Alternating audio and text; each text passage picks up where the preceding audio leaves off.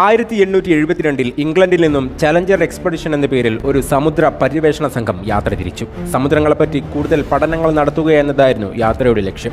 പര്യവേഷണം 3 വർഷങ്ങൾ പിന്നിട്ട 1875 മാർച്ച് 23 ദിവസം. അന്ന് തെക്ക് പടിഞ്ഞാറൻ പസഫിക്കിൽ ഗ്വാമിനടുത്താണ് പര്യവേഷണ സംഘം. അവർ ആ ഭാഗത്തെ കടലിന്റെ ആഴം കണക്കാക്കാൻ ശബ്ദതരംഗങ്ങളെ കടത്തിവിട്ടു. അത് തിരിച്ചെത്തുന്ന സമയം കണക്കാക്കി അവർ ആ ഭാഗത്തെ ആഴം കണക്കുകൂട്ടിയപ്പോൾ അവർക്ക് കിട്ടിയത് വലിയ സംഖ്യയായിരുന്നു. 10,916 മീറ്റർ എന്ന വലിയ സംഖ്യ. അപ്പോഴാണ് അവർ ആ ഞെട്ടിക്കുന്ന സത്യം തിരിച്ചറിഞ്ഞത്. ആ ഭാഗത്ത് സമുദ്രത്തിന്റെ ആഴം അത്ര തന്നെ വരുന്നുണ്ടെന്നത്.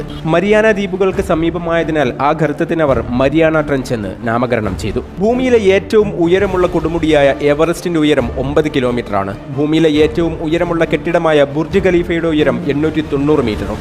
ഇവ രണ്ടും ഒരുമിച്ച് മുക്കിയാൽ പോലും 11 കിലോമീറ്റർ ആഴമുള്ള മരിയാന ട്രെഞ്ചിന്റെ അടിത്തട്ടിൽ തൊടാൻ പറ്റില്ലെന്ന് മനസ്സിലാക്കുമ്പോഴാണ് ആ രാക്ഷസ ഗർത്തത്തിന്റെ ആഴം നമുക്ക് അത്ഭുതമായി തോന്നുക.